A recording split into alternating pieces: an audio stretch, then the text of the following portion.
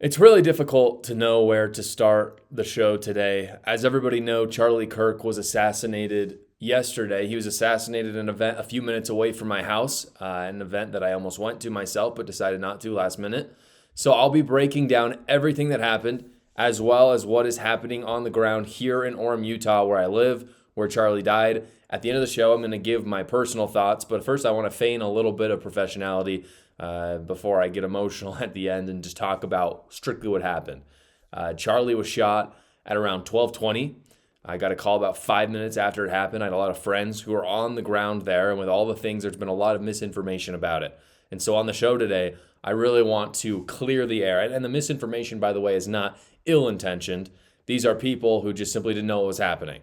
It's not disinformation.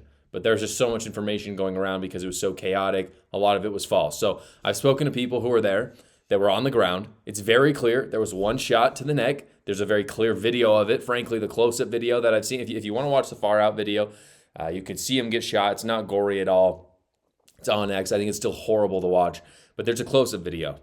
It's frankly probably the hardest thing I've ever had to watch. It immediately crippled him. Took him down immediately. Looks like he's dead, but it seems that he lived maybe an hour longer. He probably lost over a gallon of blood in under 5 seconds. It was that gory. It's horrible. Here's a diagram of the layout of I would not, by the way, recommend you look at that video. It was horrible.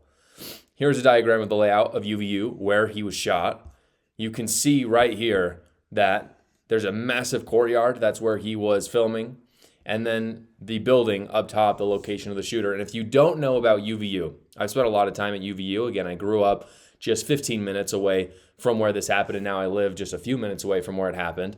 UVU is a unique campus because it is all connected. It's all one building. And what that means is, and you can see this in this diagram, right? You've got tunnels going underneath, all of this. And what that means is that there's a lot of building very close together and a lot of courtyards as well, because that's kind of the only way that you can introduce nature into the campus. And so that means lots and lots of places for someone to look to hurt someone, essentially. It's a very difficult place for security to lock down every single roof. Obviously, when the shooting happened, it was mass chaos. I don't want to show any of the gore in interest of being respectful to him as well as his family, but I do have a clip of his security team carrying him out to his car. I think it shows how just chaotic it was. Take a look. Okay. Stop, folks! Stop! Back up!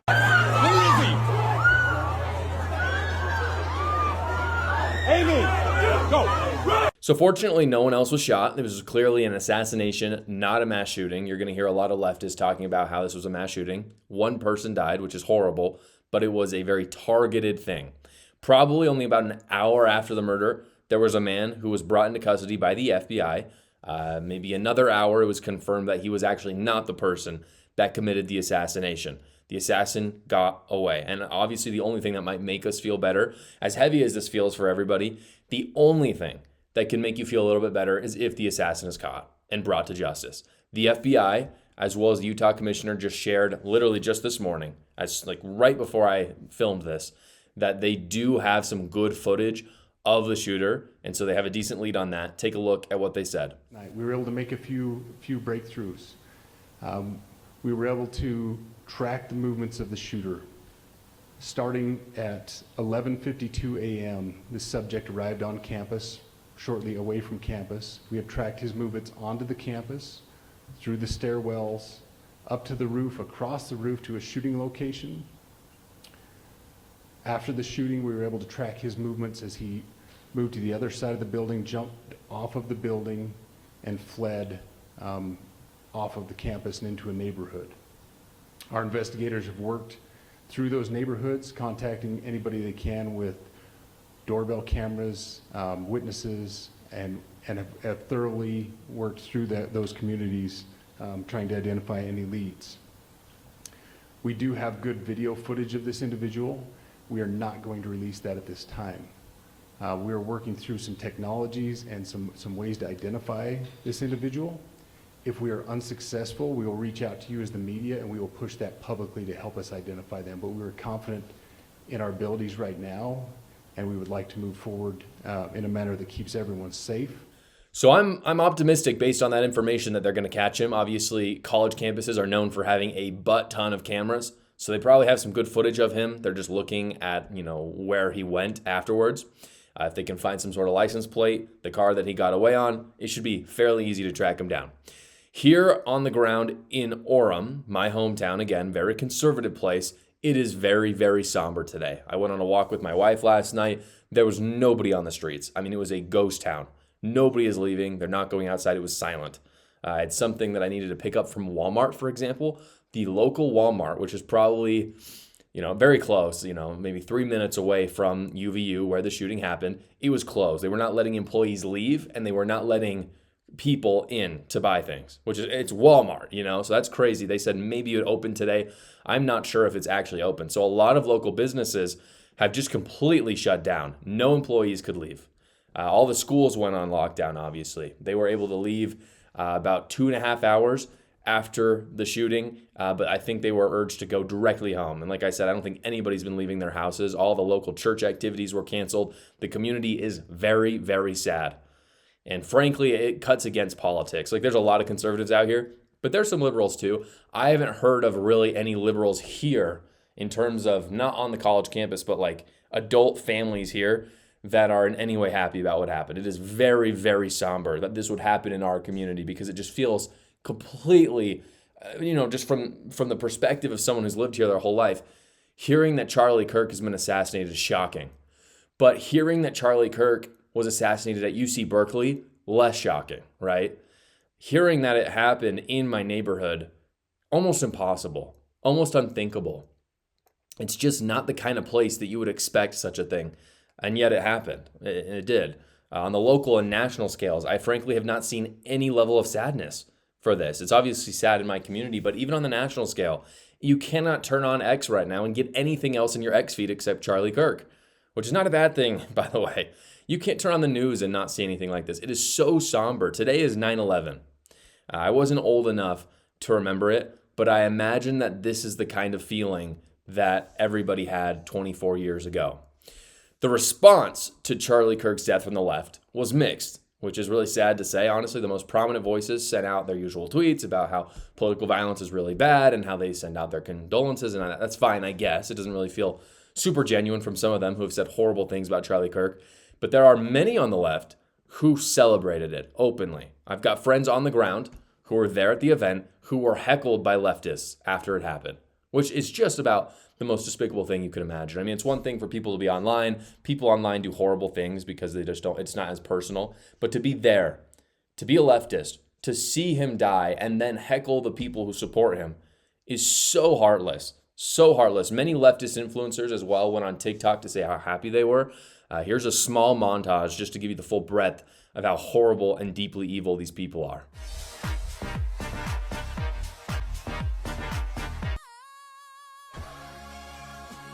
I'm not saying she deserved it, but I'm saying God's timing is always right.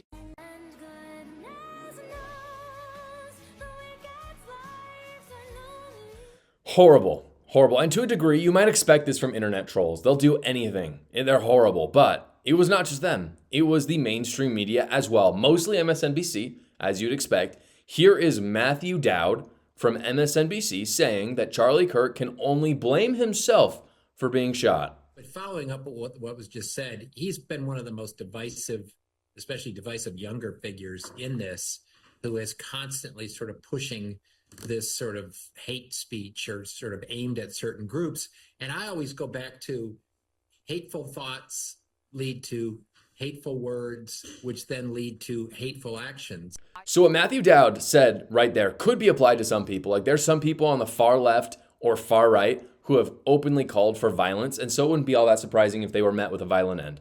And I think that's true. Charlie Kirk was not that guy.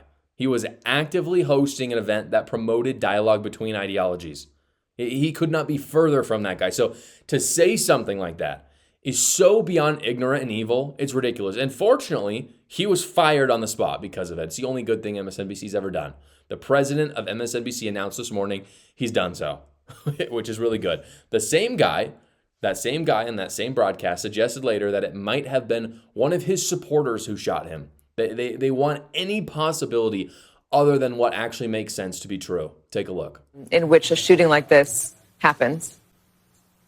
Yeah, and again, I emphasize what you just emphasized. We don't know any of the full details of this. That we don't know if this was a supporter shooting their gun off in celebration, or so. The media will literally do anything but report the news if it cuts against their narrative. In that same report, this MSNBC report, which is wild. I mean, it was wild. This anchor suggested, a different anchor, the one that was talking to him, suggested the real bad thing about this assassination was not the actual death of someone, but the fact that the Republicans will use it to their advantage. After one of the Doge employees was allegedly attacked in Washington, D.C., that's what Donald Trump used as justification to send in federal troops into Washington, D.C. to get things under control. The carjacking situation, he used that. And I know it's hard to predict the future, Mark, but you can imagine the administration using this as a justification for something. This was hours after he died, by the way. Like, not days, not weeks, hours. They are already disparaging Charlie and saying that this is going to be used as political propaganda, which is horrible. And it was not just the media either. On the House floor, a Republican called for a moment of prayer for Charlie, and Democrats literally screamed no.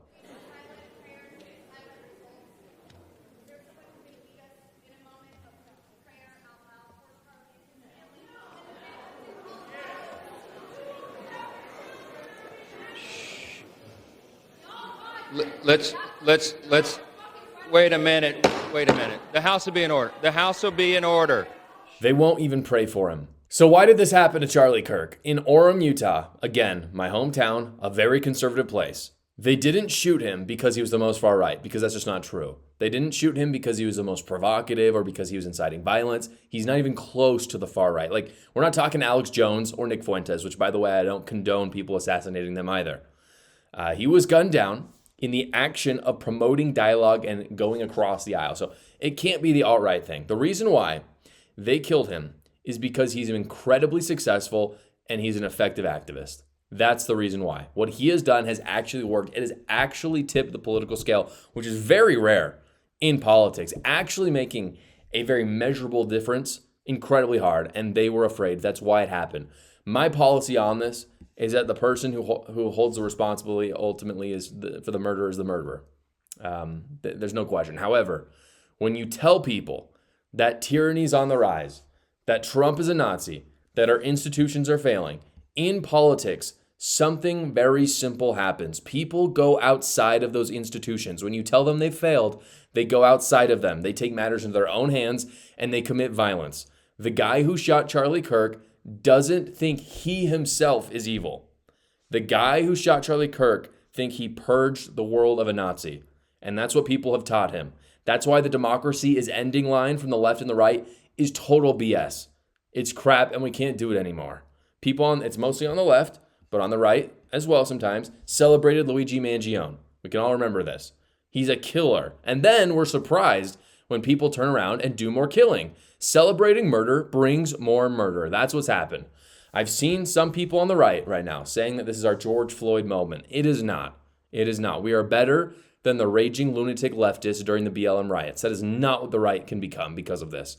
It would disparage Charlie Kirk's legacy to turn to violence or other means of protesting when he again spent his whole life doing the opposite. And here's the honest truth. As a political commentator, I'd like to give you some solution on how to make this never happen again. Maybe you could talk about better security, gun control, mental health help. None of that matters. I hate to say it. And there's going to be a lot of conversation over the next few weeks over what can we do so this never happens again. None of it matters. There will always be evil people who do evil things because we live in a fallen world and we have agency to do those evil things. None of that's going to change until Christ comes. One thing that we can do that both honors Charlie and will make a difference in our society, even if it doesn't stop the evil from happening, is this. This is from Charlie 3 days before he died. He tweeted this: Jesus defeated death so you can live. Sorry. I've never gotten emotional on the show before, but this is true. That simple fact changes everything. We teach people that Christ overcame death. That's what Charlie taught. We create families. We have kids. That's what Charlie did. It's what made him a good man, is that he was dutiful. Sure, he had his career, he had his political ambitions. All of that was fine because it helped him provide for his family. But ultimately, what he taught was that family, kids, Christ. That was what was important. Here's another great tweet from another conservative account that sums it all up. This is from The Quartering. They say, I've been radicalized by the assassination of Charlie Kirk. Starting immediately, I will be attending church weekly. I'll make babies. I'll get involved in local politics. I'll get involved in national politics. I will use my platform to inspire others to do the same. That's the message. That's the message that the right has to turn to. Not radicalized to commit violence or go to war like some people are saying, but to actually do the things that Charlie Kirk promoted because they work. They work. And that's how we honor Charlie.